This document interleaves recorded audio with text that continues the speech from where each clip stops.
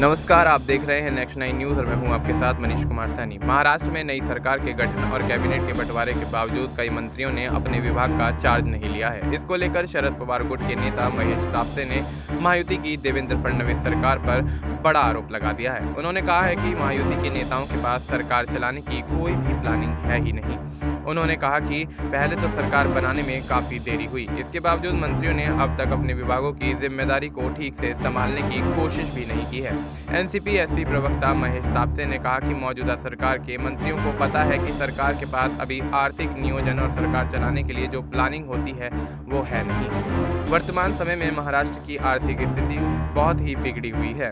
मुख्यमंत्री देवेंद्र फडणवीस और उप मुख्यमंत्री अजीत पवार से मेरी यह अपील है कि सबसे पहले उन्हें महाराष्ट्र को फिर से आर्थिक प्रगति पर लाना चाहिए। महाराष्ट्र के उप मुख्यमंत्री अजीत पवार की मां आशाताई पवार के शरद पवार और अजीत पवार के साथ आने के बयान पर उन्होंने कहा कि किसी भी मां को हमेशा लगता है कि उनका परिवार एक साथ हो। इसको गलत तरीके से नहीं देखना चाहिए। दोनों की राजनीतिक भूमिका अलग है, लेकिन निजी स्तर पर कोई मनमुटाव नहीं होना चाहिए। यह मेरा भी मानना है। शरद पवार गुट के नेता ने आगे कहा कि महाराष्ट्र में निवेश करने को लेकर व्यापारी बहुत ज़्यादा भयभीत हो चुके हैं। हाल ही में बीड़ में सरपंच की हत्या हुई। अन्य जिलों में अगर कोई व्यापार करने जाता है तो उनको लोकल माफिया से टकराव का सामना करना पड़ता है। ऐसी घटनाएं नहीं होनी चाहिए। महाराष्ट्र की गौरवपूर्ण परंपरा रही है और इसके तहत महाराष्ट्र को एक नंबर का राज्य होना चाहिए।